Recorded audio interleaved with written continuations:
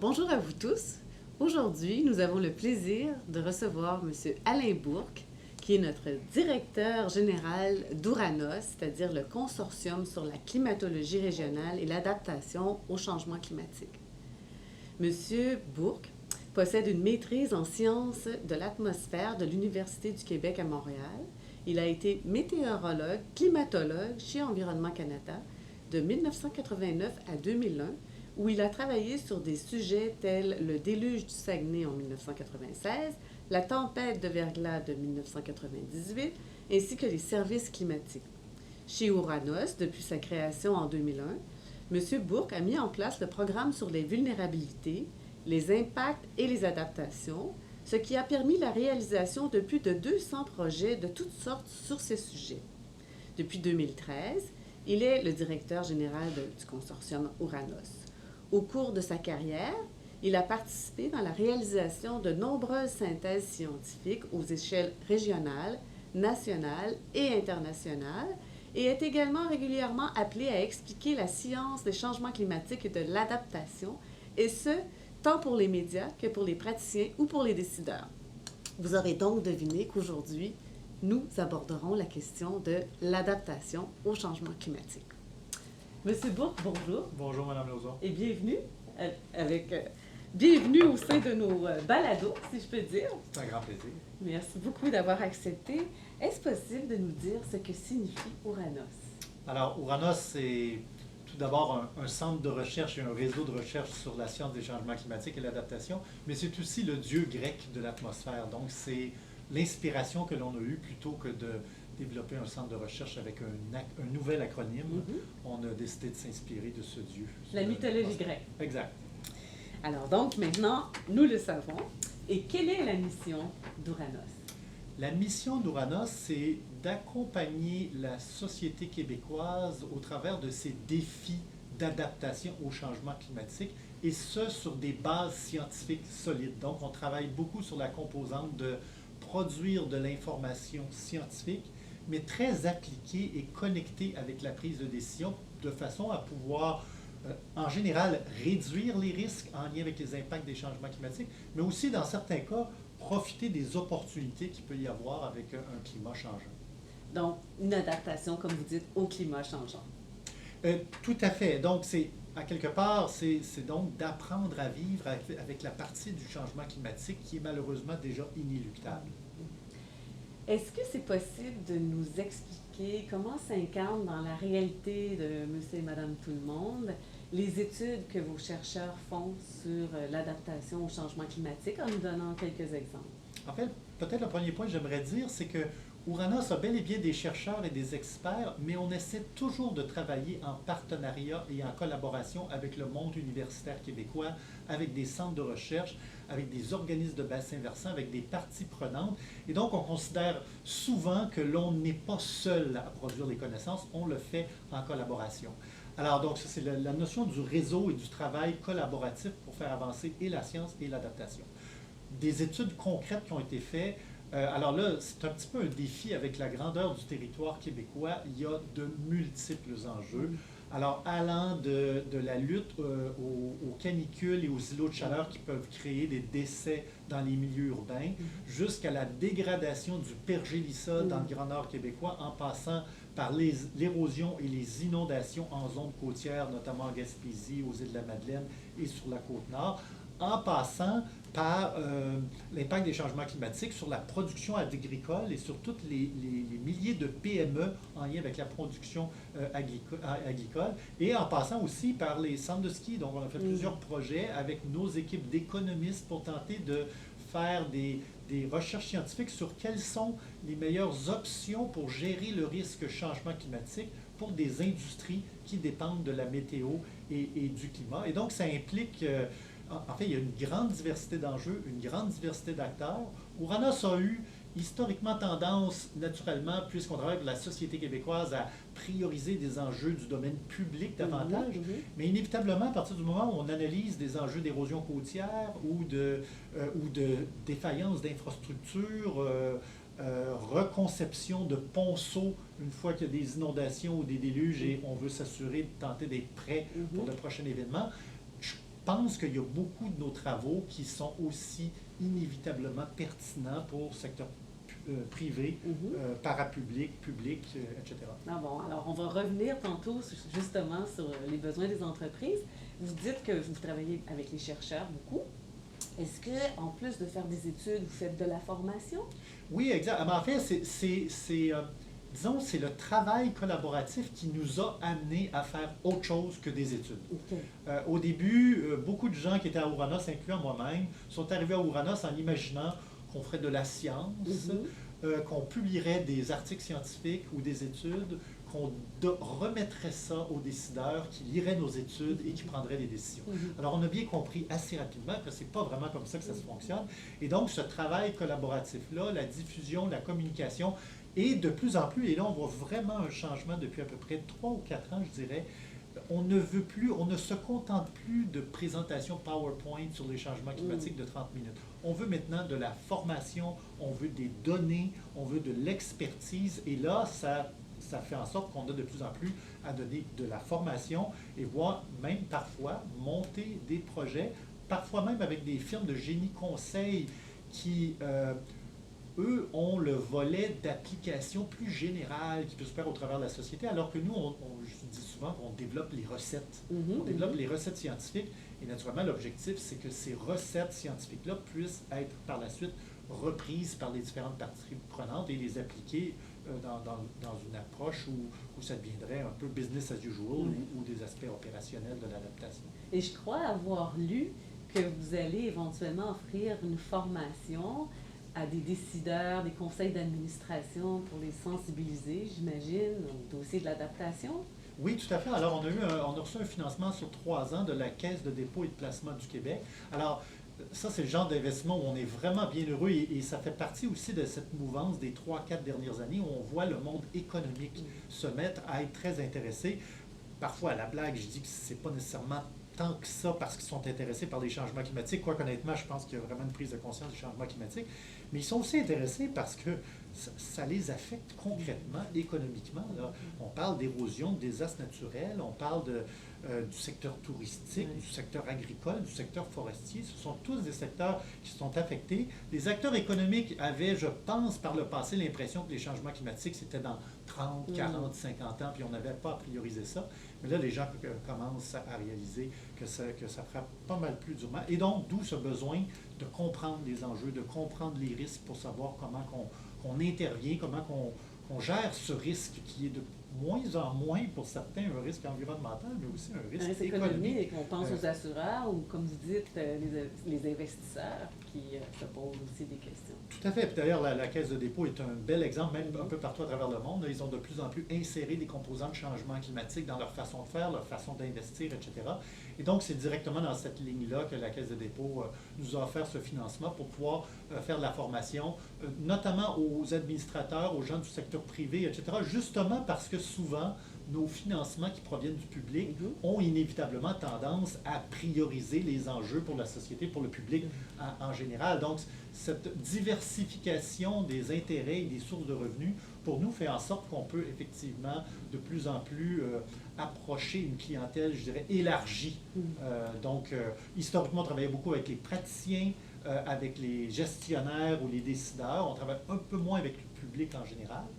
Mais là, ça fait en sorte aussi de plus en plus, on agrandit le cercle de personnes intéressées, de personnes avec qui on peut travailler, et notamment allant vers le secteur privé, le secteur financier, économique, et on le sait, en bout de ligne, là, ça fait... Très touché. Ce sont des acteurs extrêmement importants pour le changement. Oui. On va avoir un rôle important à jouer. Est-ce que, quand on parle d'adaptation au changement climatique, est-ce que c'est parce qu'il n'y a plus rien à faire en termes de réduction d'émissions de gaz à effet de serre? Non, absolument pas. Puis c'est souvent notre grande crainte aux gens du domaine de l'adaptation de donner cette impression-là que l'adaptation est l'alternative à la réduction des émissions de gaz à effet de serre. Et puis il y avait l'ancien président des États-Unis, George Bush, dans les années 90, qui avait dit quelque chose qui n'était vraiment pas cette cause-là.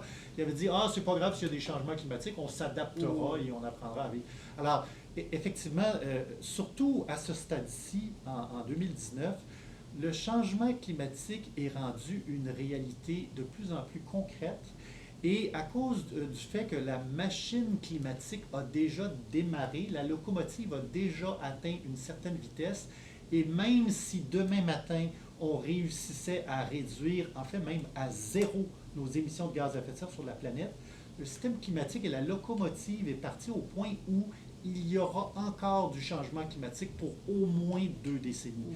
Alors, donc l'adaptation, c'est pas que c'est une alternative à la réduction, c'est que c'est une obligation. On devra s'adapter. Et là, la question, c'est plutôt, en fait, la question, c'est plutôt de savoir est-ce qu'on veut s'adapter ou est-ce qu'on veut subir cette partie du changement climatique-là qui est en quelque part incontournable.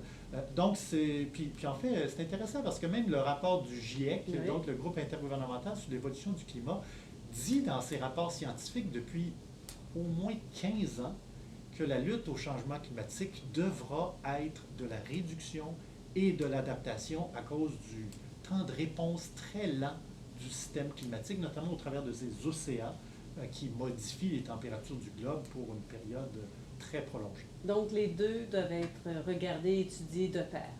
Les deux doivent être étudiés de pair. Il faut bien comprendre l'objectif de chacun. Et ça, pour être franc, je pense qu'il y a une certaine confusion en général par rapport à l'objectif à atteindre. L'objectif de la réduction des émissions de gaz à effet de serre, malheureusement, là, ce n'est pas de réduire les impacts des changements climatiques au cours des 20 ou 30 prochaines années. Ce n'est pas ça. La locomotive est partie, on vivra des impacts. L'objectif de la réduction des émissions de gaz à effet de serre, c'est d'éviter des changements climatiques trop importants au-delà de 2050, au point même peut-être d'un certain non-retour, là. Donc, par exemple, si on va au-dessus de 2 degrés Celsius, le risque de voir le Groenland ou l'Antarctique fondre de façon très significative augmente très rapidement, et ça peut générer des impacts tout à fait catastrophiques pour la planète. Donc ça, c'est l'objectif de la réduction des émissions de gaz à effet de serre, éviter des impacts trop importants pour l'ensemble de la planète. L'objectif de l'adaptation, à la limite, il est presque plus court terme dans la mesure où il vise à tenter de justement apprendre à vivre avec cette nouvelle réalité climatique-là qui se développe. Et si on ne réduit pas les émissions de gaz à effet de serre, bien là, malheureusement, il ne va pas probablement y avoir une limite à l'adaptation. Si on laisse le climat déraper à plus 5 degrés Celsius ou plus 4 degrés Celsius à l'échelle planétaire, ce qui en passant se traduit par un plus 8 à plus 10 degrés Celsius pour le Québec, parce que souvent le Canada et le Québec est un pays nordique, donc en général on observe un facteur 2 d'amplification du changement climatique pour des régions comme... Pour le Québec et l'ensemble du Canada ou seulement le Québec? Non, pour le Québec, pour le Canada, donc sur la planète, le réchauffement climatique observé à date est de l'ordre de 0,8 à 1 degré Celsius. Pour le Canada, c'est de l'ordre de 1,6 degrés Celsius. Donc, un multiplicateur de 2. Si on va dans l'Arctique, c'est x 3. Okay? C'est la même chose pour le Québec. Pour le sud du Québec, c'est x 2. Pour le nord du Québec, c'est x 3 aussi. Et donc, ce ratio-là, il va se maintenir dans le temps. Okay. Donc, si on est un gros fan de l'accord de Paris puis qu'on veut limiter à 2, ça, c'est l'équivalent de dire qu'on est prêt à limiter à 4 sur le sud du Québec. Ce qui génère des impacts quand même importants avec lesquels il va falloir apprendre à vivre. Et amène des réductions aussi importantes. Oui, éventuellement. Oui, c'est ça. Donc, il faut à la fois réduire, à la fois s'adapter. Les deux sont complémentaires. Et donc, il ne faut pas opposer les deux.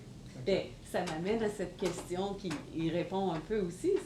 Nous entendons parler beaucoup dans la lutte au changement climatique de réduction d'émissions de gaz à effet de serre. On entend moins parler d'adaptation, peut-être un peu plus d'ailleurs, depuis que vous êtes à la tête d'Uranos, on en entend parler beaucoup plus. Mais est-ce que vous diriez que l'adaptation dans le dossier de la lutte au changement climatique est le parent pauvre de la réduction? Oui. Oui, dans la mesure où, prenons par exemple le plan d'action changement climatique du gouvernement du Québec, question juste d'avoir des chiffres concrets, là. Il y a à peu près 92-93% de l'enveloppe du Fonds d'action changement climatique qui est utilisé à la réduction. À peu près 6-7% qui est utilisé à l'adaptation. Donc, clairement, les chiffres le démontrent très clairement. L'adaptation est le parent pauvre. Ceci étant dit, je ne pense pas qu'il y ait personne en adaptation qui dise que ça devrait être 50-50 ou quelque chose du genre. L'idée, c'est que c'est clair que le défi de transition énergétique est très important et que ça devrait être la majorité des fonds qui est dans cette direction-là. en fait, jusqu'à nouvel ordre, là, pour l'instant, parce que c'est sûr que plus le changement climatique avance, plus les besoins d'adaptation devraient être importants. L'autre point aussi qui est important à bien réaliser, c'est que la gestion des risques climatiques se fait déjà aussi, dans une certaine mesure, dans nos programmes courants. Je vais donner un exemple concret en lien avec un centre de ski. Un centre de ski a déjà à l'intérieur de son fonctionnement, de ses coûts de fonctionnement, une certaine notion d'adaptation à la météo, à la variabilité naturelle, etc. Puis naturellement, la station de ski ne va pas compiler ces chiffres-là comme étant de la lutte au changement climatique. Donc, il ne faut pas non plus devenir obsédé à créer des catégories de lutte changement climatique.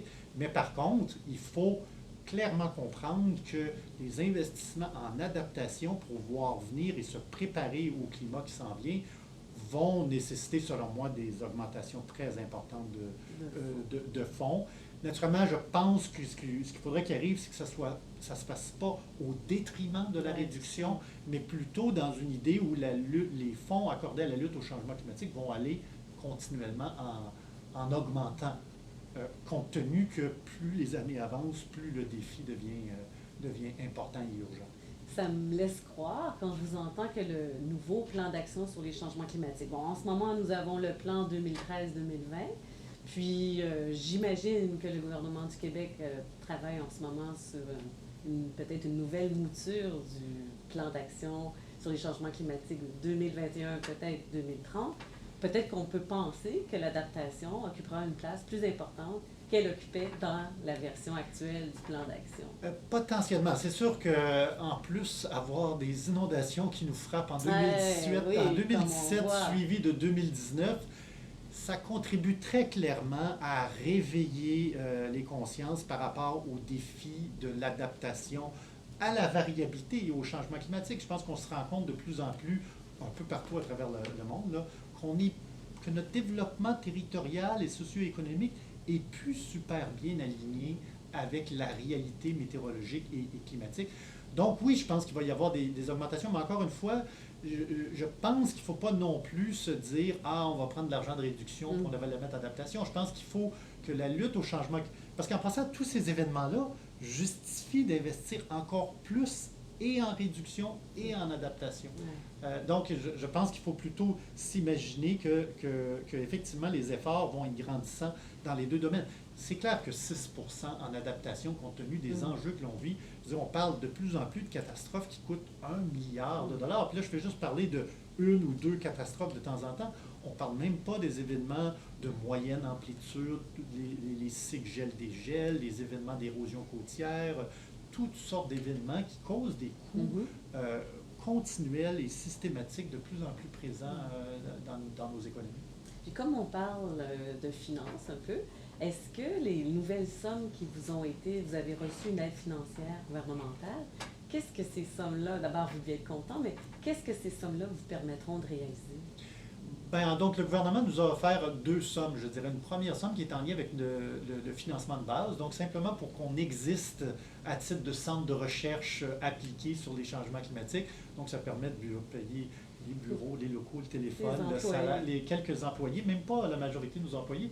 Notre financement de base couvre après à peine une dizaine ou une quinzaine d'employés. On a reçu une deuxième enveloppe qui vient du Fonds vert, qui permet là davantage de réaliser une programmation scientifique des projets, encore une fois très appliqués, en lien avec l'agriculture, foresterie, santé, zones côtières, etc. Donc des projets assez concrets, de science, mais assez concrets pour développer les fameuses recettes qui seront reprises par les différentes parties prenantes. Et donc, au total, on a reçu une enveloppe de l'ordre de un peu moins de 4 millions de dollars par année. Alors, c'est des bons montants, ça peut permettre de faire des beaux projets. Par contre, je dois admettre que on recevait à peu près le même ordre de grandeur de financement il y a peut-être une dizaine d'années. Ah bon? Et pourtant, la demande et les besoins ont explosé. Là, c'est fou. Ce qui a fait en sorte qu'on a changé notre approche de tout financer à l'extérieur vers une approche où on utilise beaucoup d'argent notre argent pour créer un effet levier et essayer de créer des co-investissements et des projets cofinancés. Naturellement, ça peut alourdir les projets dans une certaine mesure, mais ça crée plus de partenariats, ça amène différentes perspectives, puis ça fait des projets qui peuvent souvent être plus appliqués et atteindre plusieurs objectifs en même temps. Et donc, même si je vous dis que notre financement de base couvrait à peu près une douzaine d'employés, nous sommes présentement 50 employés. Ah, bravo! Et ça, c'est simplement en lien avec les financements qu'on reçoit du fédéral, du provincial, du municipal, du secteur privé. Donc, on a cette stratégie de financement-là pour faire de la recherche-action appliquée, etc., qui naturellement nous fait travailler très fort, mais qui nous permet aussi d'être peut-être un petit peu plus connectés avec ces différents partenaires-là. Mais encore une fois, comme je vous le disais, en lien par exemple avec les nouvelles actions du gouvernement du Québec, je veux dire, nous, on a déjà signalé au gouvernement du Québec notre désir de recevoir plus de financement, là, parce qu'on reçoit juste des requêtes. Je pense qu'à peu près une fois par semaine, je reçois un email, comme par exemple d'un maire d'une petite municipalité du sud du Québec qui me dit qu'il vient de lire un article sur les changements climatiques, mais qui vient d'autoriser le contrat pour la reconception des réseaux d'égouts et oublier d'inclure la réalité des changements climatiques dans tout ça. Et malheureusement, on n'a pas le temps de répondre à chacune de ces requêtes-là, même si, honnêtement, on aimerait le faire, parce que pour nous, on aime faire de la science, mais on aime faire de la science appliquée aussi. On aime la valoriser et la rendre utile, mais le niveau de demande est rendu trop élevé.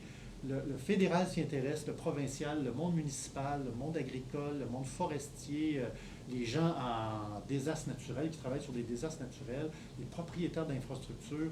Ça vient vraiment de partout et naturellement, nous, clairement, dans le prochain plan d'action changement climatique, on espère qu'il y aura des investissements accrus pour l'adaptation et pour notre mission. Et peut-être on pourrait penser à une initiative semblable à ce qui existe au niveau fédéral. Je crois que ça s'appelle Optique, où les initiateurs de projets pour des infrastructures publiques ont l'obligation de prendre en compte les changements climatiques, si j'ai bien lu.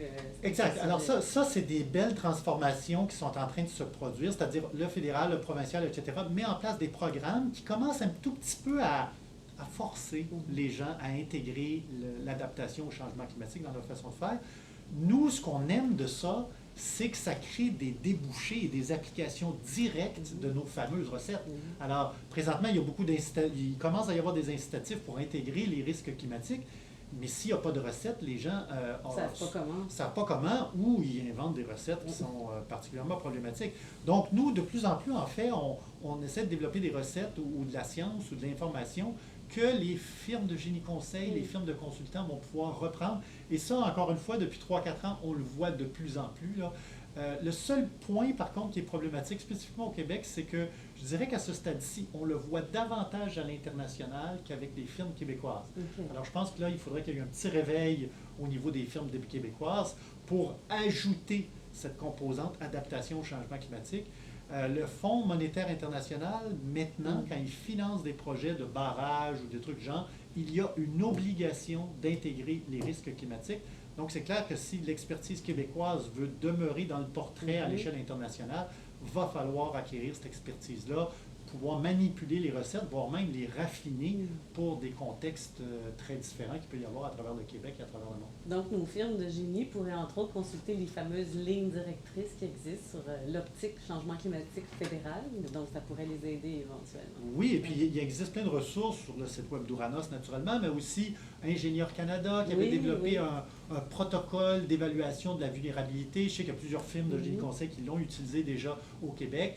Mais il y a seulement 26 études de cas sur le site web. Il y a la possibilité d'en faire en grande quantité, de multiplier, et que ça devienne en fait une expertise intégrée à nos firmes de génie conseil pour pouvoir intégrer ça.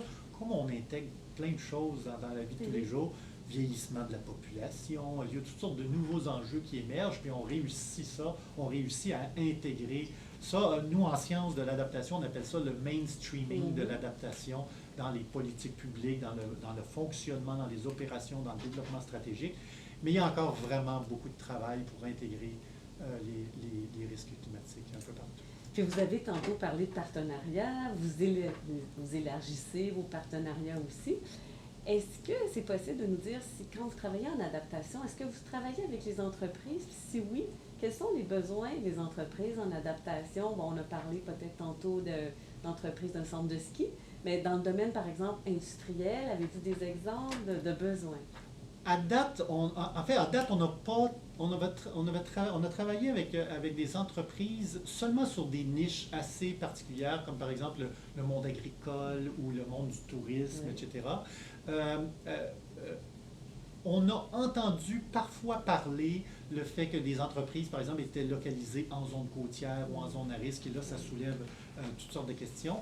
Et moi, ma compréhension, honnêtement, c'est que les besoins des entreprises n'est probablement pas tellement différent des besoins des gouvernements, des municipalités. En fait, les entreprises sont propriétaires d'une tonne d'infrastructures.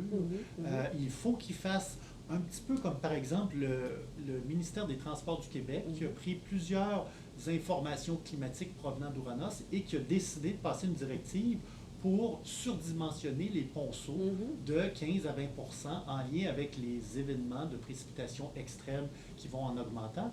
Alors, à un moment donné, on parlait à des propriétaires de ZEC qui voyaient des événements de précipitation d'été qui avaient arraché les ponceaux, là. Alors, c'est un bel exemple où ce qui a été développé par les organisations qui ont beaucoup de capacités, comme les gouvernements, qui sont propriétaires de milliards d'infrastructures, bien, tout ça s'applique aussi pour les entreprises qui n'ont pas eu tendance historiquement à beaucoup le faire parce que, je reviens à ce que je disais tout à l'heure, les changements climatiques, c'est en 2040, 2050, plus tard. Puis là, je pense qu'il y a un réveil et les gens constatent de plus en plus que c'est aujourd'hui que ça se passe et que ça a des impacts économiques concrets sur la business déjà maintenant. Puis quand on travaille dans le domaine de l'adaptation comme vous, est-ce qu'on peut rester optimiste? Alors ça, c'est une très bonne question parce qu'on est optimiste. Bien, premièrement, à la base, des scientifiques cherchent à ne pas être soit optimiste ou pessimiste. On veut être neutre, objectif et analyser froidement les données sans se laisser influencer par les émotions dans le traitement d'informations. Alors ça, c'était quand même assez capital pour des scientifiques et je pense que c'est une contribution très importante à la société. Alors, ceci étant dit, je veux dire, on est tous des humains et quand on s'implique dans les projets, on est optimiste quand on voit le réveil qui est présentement en cours en lien avec les changements climatiques. Le potentiel aussi, j'imagine. Ben, le potentiel aussi, puis j'ai un bel exemple. On a travaillé avec les gens de l'Institut national de santé publique puis des municipalités sur la lutte aux îlots de chaleur. OK? Verdir les villes. C'est-tu déplaisant, ça? Les villes, hein? Non, mais c'est vraiment... Et là, on réalise que la lutte au changement climatique inclut plein de co-bénéfices, plein de retombées très intéressantes pour la société qui dépassent très largement la lutte au changement climatique. Alors ça, travailler dans ce genre de projet-là, avec des gens qui sont passionnés de leur domaine, de même croiser, moi personnellement, j'aime parfois même les petits combats de coq, puis les chicanes, ou les opinions, ou les différentes de perspectives qu'il peut y avoir, parce que je trouve que c'est enrichissant en bout de ligne. Donc, voir un aménagiste, quelqu'un qui adore les arbres, se lutter un peu avec un ingénieur qui pense aux solutions très hard, ciment, etc. Moi, je trouve ça très intéressant, c'est positif. Puis surtout quand tu sors de là avec un projet qui intègre la perspective de tout le monde, parce qu'en général, on ne la connaît pas, la solution parfaite. Il faut se mettre ensemble, et là, on développe la solution qui n'est peut-être pas parfaite, mais qui est déjà beaucoup mieux parce qu'elle est multidisciplinaire. Alors ça c'est positif, les gens, comme vous pouvez l'imaginer, en changement climatique, en sciences, sont particulièrement passionnés de ce qu'ils font, puis ils vont mettre pas mal plus d'heures que le nombre d'heures pour lesquelles ils sont payés. Donc tout ça est beau. Là où ça devient beaucoup plus problématique et un petit peu inquiétant, c'est quand on voit justement des événements météorologiques extrêmes cohérents avec des changements climatiques qui viennent nous frapper puis qui causent des impacts vraiment très malheureux pour lesquels, la plupart du temps, les scientifiques ils disent bêtement « on vous l'avait dit ». Puis donc, il y a ça qui est un petit peu déprimant et là, je vais même parfois aller plus loin. Puis là, je décris bien, je pense, l'oscillation entre l'optimisme et le pessimisme qu'il y a. C'est que tout récemment, je regardais les chiffres sur les inondations de 2019, etc. Naturellement, c'est inquiétant. Tout de suite après, je lis un article sur le Groenland qui est en train de fondre. Puis là, je relativisais un peu tout ça, puis voir des impacts du rehaussement de la mer sur les villes côtières. Il y a des milliards de personnes qui habitent sur les villes côtières. Et je ne peux pas m'empêcher de croire qu'il y a aussi une catastrophe pas mal plus grosse qui est en train de se préparer si on n'active pas notre lutte au changement climatique. Et donc, c'est sûr que quand tu penses à ça, ça devient énorme, ça devient très gros et ça peut devenir inquiétant. Mais en même temps, donc, on a l'optimisme et le pessimisme qui luttent continuellement en nous. Et quel serait votre plus grand souhait dans la lutte au changement climatique? Moi, en fait, mon plus grand souhait, c'est vraiment que ça devienne intégré à la prise de décision de cœur. Présentement, je pense que beaucoup de gouvernements, puis certainement des entreprises, qui considèrent que le changement climatique, c'est un dossier secondaire, c'est un dossier latéral. Puis, tu sais, s'il y a une catastrophe ou un désastre naturel, on met en place un programme qui est un petit peu à côté puis qui tente de dealer avec les changements climatiques. Puis pendant ce temps-là, on continue à faire du développement économique, puis du développement territorial, on continue à se construire dans des plaines inondables, on continue à prendre des décisions qui augmentent les risques, malgré le fait qu'on a mis un programme qui visait à les réduire à côté. Donc, l'augmentation des risques gagne encore par rapport à la réduction des risques. Et aussi, nos programmes de réduction d'émissions de gaz à effet de serre sont encore négligeables par rapport à nos initiatives de développement économique qui font que nos émissions de gaz à effet de serre sont en général dans le monde en croissance. Bon, au Québec, on fait des bons gains, là, mais donc, on n'a pas encore vraiment assimilé le dossier des changements climatiques comme étant un élément fondamental de la prise de décision stratégique. Peut-être que les entreprises du Québec l'ont peut-être davantage un peu plus intégré parce que certaines d'entre elles sont assujetties obligatoirement au système de plafonnement et d'échange de droits d'émission de gaz à effet de serre. Puis celles qui ne sont pas assujetties, bon, pourraient décider de s'y assujettir sur une base volontaire, mais celles qui ne sont pas assujetties se font transférer quand même un coût carbone, que ce soit lors du plein de leur voiture, lorsqu'il s'agit de voitures à essence, ou encore lorsque un fournisseur de gaz naturel ou d'autres combustibles leur transfère le coût. Donc, il y a une sensibilisation aussi et même des actions. Clairement, puis honnêtement, c'est ça qui est aussi difficile, c'est que le Québec, à beaucoup d'égards, est pas mal en avance de bien d'autres régions. Le seul truc, c'est que le coût du carbone ne reflète pas encore le coût réel des impacts des changements climatiques à venir. Donc, tout le monde anticipe, notamment via l'accord de Paris, etc., que ce coût carbone-là va augmenter dans le temps. Mais on a même vu en France ce que l'augmentation en lien avec le coût du carbone a provoqué comme réaction des populations et qui sont justement traitées dans tout ce domaine-là. Alors donc, il y a toute la question d'équité. Le niveau social. Le niveau social et d'équité. Qui doit payer pour ces coûts supplémentaires-là? Est-ce que c'est la population? Est-ce que c'est les pauvres? Est-ce que c'est les riches? Etc. Ça soulève des questions vraiment majeures. Et effectivement, c'est très passionnant. Et vous savez que nous terminons toujours nos entretiens avec une série de questions. Nous nous sommes inspirés d'un questionnaire de Bernard Pivot dans son émission Bouillon Culture. Okay. Mais nous l'avons adapté, bien sûr. Et puis, nous n'avons pas retenu autant de questions que M. Pivot en retenait. Mais ça, 5 petites questions personnelles. J'ai jamais essayé. Oui? Ouais. Alors, quel serait votre mot préféré dans le vocabulaire du développement durable? En fait, je vais être très franc, je n'aime pas le terme développement durable. Et je le dis pas parce que j'aime pas le concept, au contraire, je l'adore. C'est juste que je pense que pour beaucoup de gens, ça n'apparaît pas comme concret.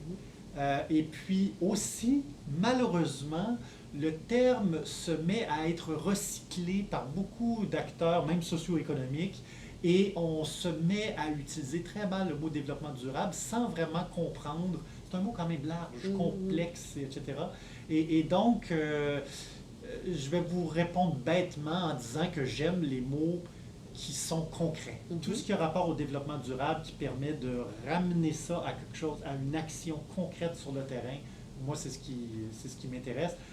Moi, quand on parle de changement climatique, je vais entendre de température, précipitation, événements extrêmes, etc., et les impacts que ça génère pour transformer un enjeu qui est fondamentalement environnemental en enjeu qui devient un enjeu qui peut être approprié par n'importe quelle personne qui s'intéresse à la température, précipitation, un ingénieur, un producteur agricole, quelqu'un du secteur touristique.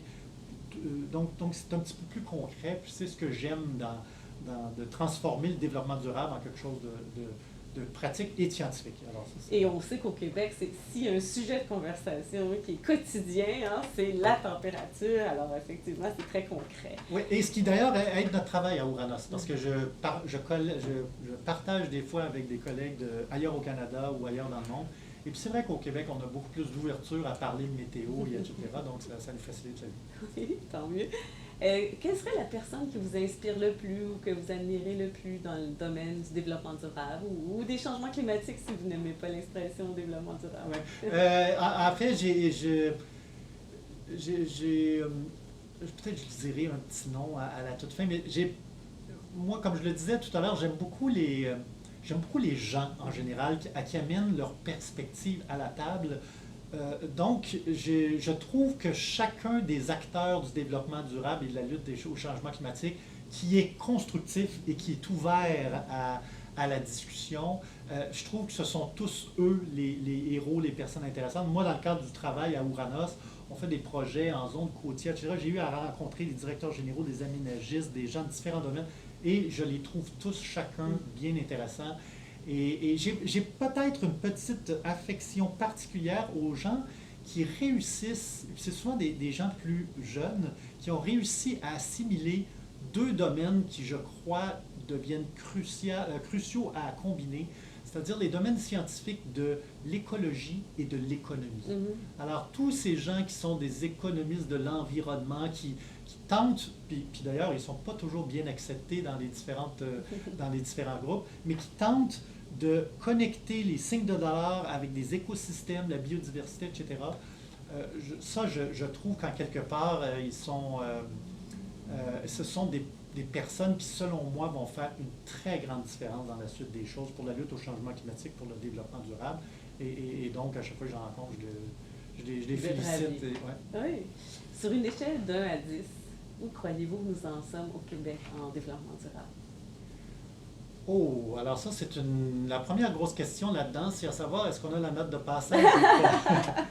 Alors, oui. je vais être très sévère. Je vais probablement dire quelque chose comme 4. Mm-hmm. Okay? Et disons que je dis 4 parce que je ne crois pas qu'il y ait beaucoup de pays ou de régions de la planète qui passent encore. Je pense qu'on est encore en transition vers un monde, vers le développement durable, etc. Mais il y a vraiment beaucoup de défis. Par contre, je crois que le Québec, se débrouille mieux que beaucoup d'autres régions, notamment en Amérique du Nord, peut-être pas qu'en Europe, mais qu'en Amérique du Nord. Et surtout, je crois que le Québec a une potentielle plus grande facilité à se rendre à 8, 9 et 10. Avec tout ce qu'on a autour de nous, les ressources en eau, etc., je pense qu'on va plus rapidement que les autres se rendre à des niveaux supérieurs et on a vraiment beaucoup d'outils pour devenir vraiment les leaders dans ce domaine-là sur la planète. C'est bien. Et puis, quelle est la fierté dont le Québec devrait être le plus content? Mais en fait, dans la lutte au changement climatique, moi je pense que c'est clair qu'au Québec, c'est l'hydroélectricité. C'est vraiment... En fait, je pense que... Puis, tu sais, parfois j'ai à faire des conférences un peu à l'étranger, parler avec des collègues internationaux qui travaillent sur l'adaptation, etc. Et c'est vraiment impressionnant ce que le Québec a en termes d'hydroélectricité. On a littéralement la capacité d'être la batterie de l'Amérique du Nord, etc. Et ce qui est malheureux dans une certaine mesure, c'est que c'est vraiment des contraintes plus socio-économiques et politiques qui fait qu'on est un petit peu limité dans le développement de ce potentiel-là, de devenir la solution pour l'Amérique du Nord. Et donc, ça fait partie d'une des raisons pourquoi je pense que le Québec peut, dans le développement durable, se diriger vers 8, 9, 10 sans trop de problèmes. C'est qu'on a vraiment beaucoup d'outils, puis il faut juste réussir à travailler fort pour convaincre nos voisins, notamment, d'acquérir notre hydroélectricité. D'acquérir notre hydroélectricité. Puis dans la lutte au changement climatique, c'est clair que c'est un morceau important pour l'Amérique du Nord. Effectivement. Puis, ma dernière question. Quel est l'arbre, la plante ou l'animal dans lequel vous souhaiteriez être réincarné? Ah, mon Dieu!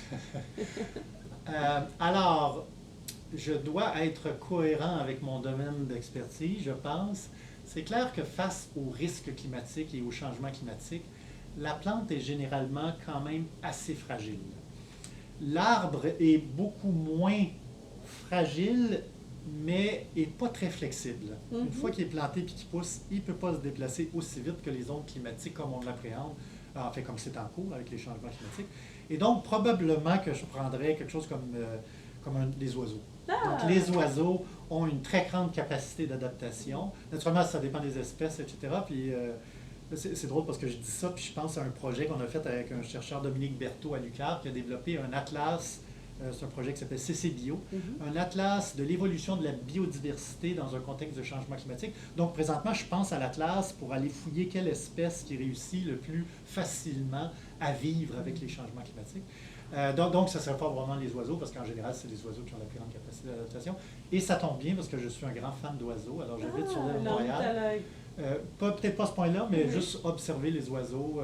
J'habite pas loin de la rivière des Prairies, mais pas en zone inondable. Et donc, j'aime beaucoup regarder les oiseaux, observer les oiseaux. Puis, encore une fois, verdir une ville, ça donne aussi plein d'avantages de ce genre-là, comme voir la biodiversité, les écosystèmes évoluer. Monsieur Bourque, je vous remercie pour cet entretien très inspirant. Merci, c'est un plaisir. Merci et au plaisir. Au plaisir.